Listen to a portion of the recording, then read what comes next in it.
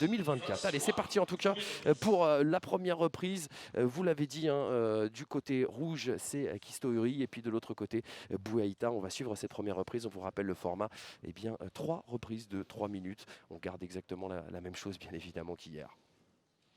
C'est ça, bon là on a une opposition assez particulière dans le sens où ce sont deux collègues on va dire qui s'entraînent tous les deux à l'INSEP donc ils se boxent un peu tout le temps, ils se connaissent bien et voilà bon Samuel qui prend tout de suite le centre du ring et qui essaye de mener les débats comme il sait le faire. À Salim maintenant de trouver la solution et de s'adapter face à cette boxe. Salim en tout cas qui a une belle mobilité sur ce début de combat, même si on l'a vu, hein, Samuel Kisto-Uri qui essaye de rentrer tout de suite, d'imprégner en tout cas sa marque. C'est ça, Samuel joue un peu sur la puissance, Salim plus sur voilà, la vivacité comme là il arrive à toucher et bouger. Maintenant il faut qu'il arrive à le faire sur 3 rounds. Samuel Kisto-Uri, on vous l'a dit, hein, qui a obtenu son ticket, hein, pour Tokyo le 17 mars. Juste avant le confinement, il s'est entraîné seul à la suite pendant cette période avec des programmes envoyés, hein, par la Fédération française de boxe. Il a fait beaucoup de shadows, ce qui nous disait un petit peu trop d'ailleurs, à son goût on l'imagine. Garçon originaire de l'île Maurice, il a grandi dans les alentours bien sûr de Bordeaux, à Ézines plus particulièrement. Qui a découvert la boxe à l'USAP de Pessac, qui reste aujourd'hui d'ailleurs toujours son club.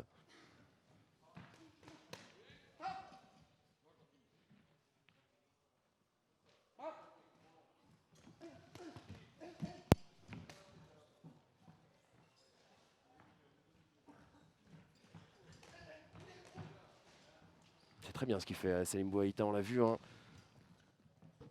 Il arrive à sortir un petit peu du cadrage de Samuel. On voit et on entend surtout à l'impact que Samuel frappe vraiment fort et on sent vraiment que ça doit pas faire. Ça fait mal en fait, hein. Et Salim, il essaie vraiment de jouer sur sa vitesse, hein. Des petits coups, il bouge, il se déplace. Donc c'est une vraie opposition de style. Exactement.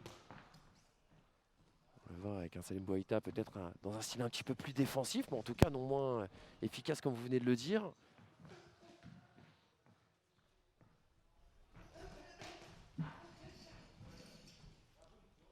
On le disait, un Salim Bouaïta qui, eh bien, pendant le confinement, on a profité pour prendre contact bien sûr avec beaucoup de sportifs de haut niveau pour comprendre un petit peu justement, eh bien, la définition du travail invisible de Teddy Riner, de Pierre-Antoine Brosse comme on le disait hier, ou d'autres boxeurs, hein, Souleymane Sissoko, Mathieu Boderlich, Nordine Ouba Ali. Il a essayé d'apprendre auprès de ses aînés.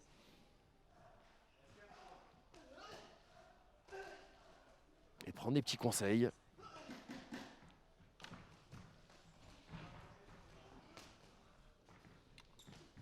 Là, il est touché, hein, bien sûr, par ce direct du droit. Juste avant la fin, eh bien, de cette première reprise. C'est un bon début de combat, en tout cas une belle première reprise. Ce qu'il faut savoir aussi, c'est que donc, comme j'ai dit, Salim pardon, vient d'arriver chez les seniors. Là, c'est ses premières sélections avec l'équipe de France et il se retrouve déjà face à un qualifié olympique. Donc voilà, il est encore jeune, il a besoin de temps pour se former. Et voilà, mais déjà, il fait une très belle prestation face à Samuel lors de cette première reprise. À voir sur le reste du combat. On va écouter, tiens, le coin de Samuel Kisto-Uri.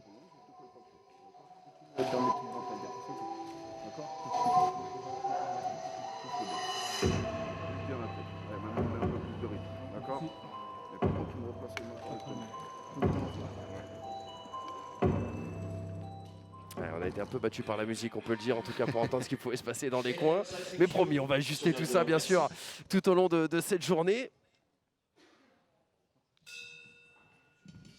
Et on va repartir, eh bien, pour la deuxième reprise.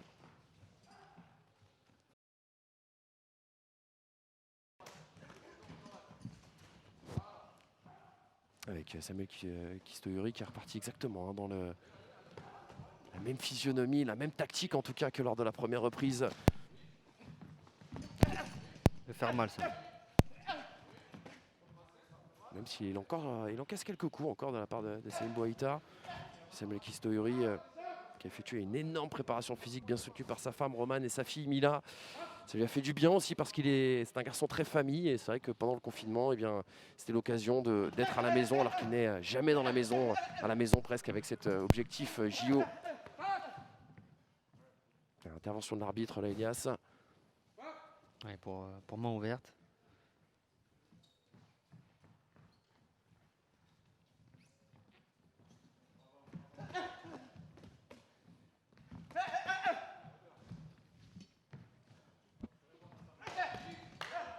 est dans les cordes là. Selim Bouaïta.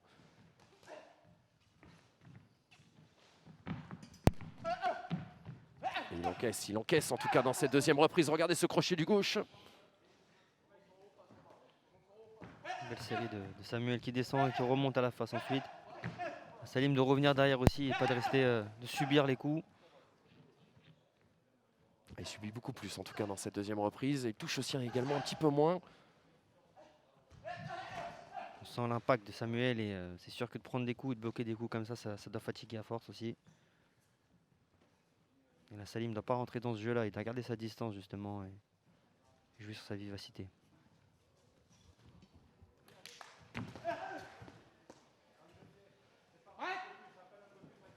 Allez, 1 minute encore dans cette deuxième reprise. Ouh. Du mal à trouver la distance là du côté de Selim Bouaïta. On a vu donner 2-3 coups là comme ça dans le vide.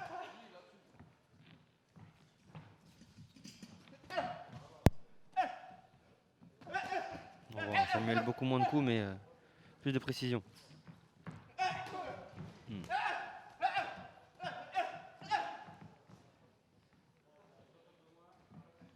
20 victoires bien sûr à 14 défaites en amateur pour Selim Bouaïta, jeune boxeur de 19 ans.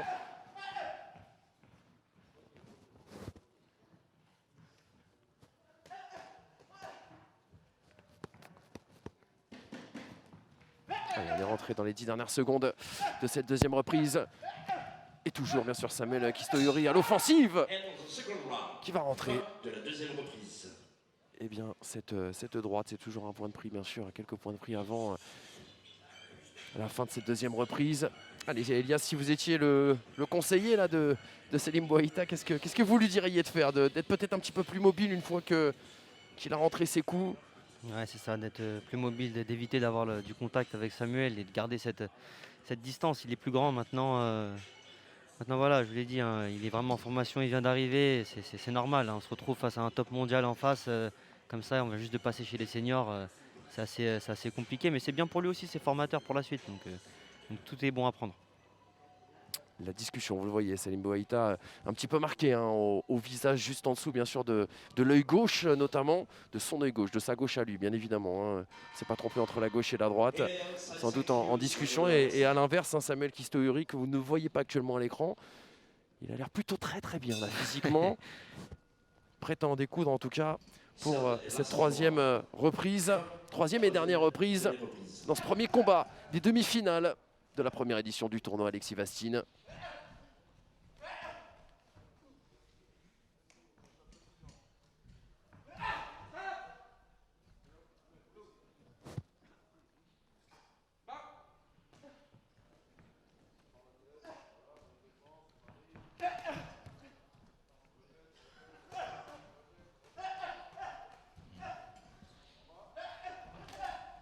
Il fait très mal en tout cas à l'impact Samuel Kistouri.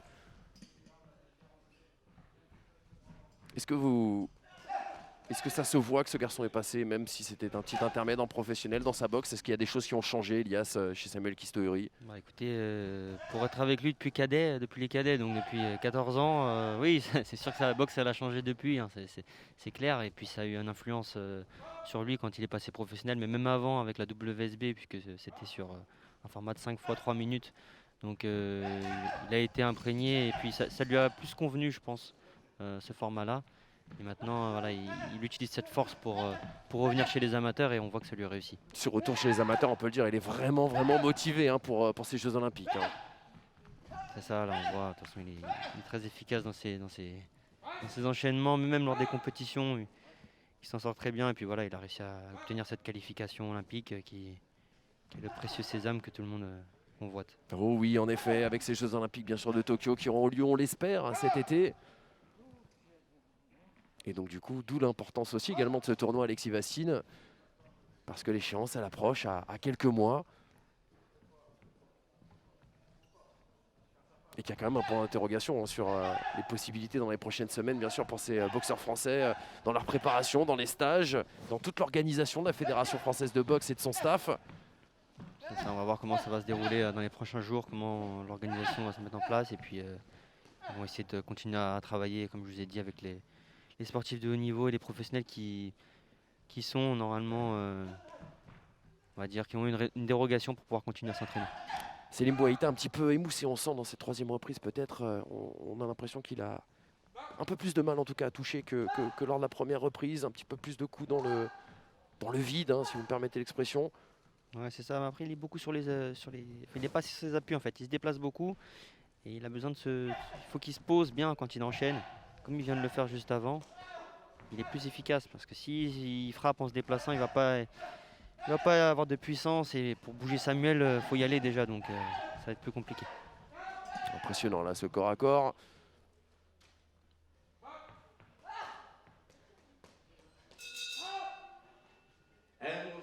Est terminé pour eh bien, ce combat, vraisemblablement on peut le dire, hein, en tout cas dominé par Samuel Kisto-Uri, qui va aller eh bien, saluer son partenaire bien sûr d'entraînement, Selim Bouaïta. Ces deux garçons, vous l'avez dit, Elias, se connaissent par cœur. Et on va attendre la décision des juges dans quelques instants.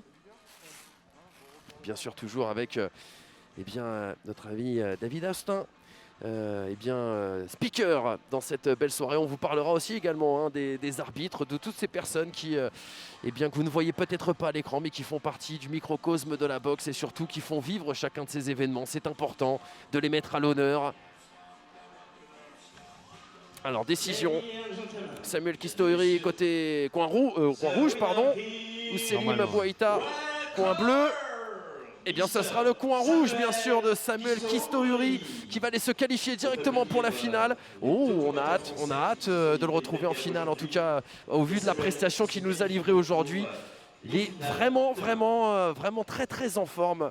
Le garçon, on le disait, originaire eh bien, de La Réunion, vraiment, nous a fait une très bonne impression, Elias, aujourd'hui. Oui, Samuel, il a fait une très bonne impression, un très bon combat. Et on sent qu'il avait le dessus. Maintenant, c'est bien pour Selim aussi d'avoir fait un combat comme ça. Ça lui fait un combat référence et il sait maintenant où il en est et ce qu'il doit bosser. Donc c'est très bien pour lui aussi.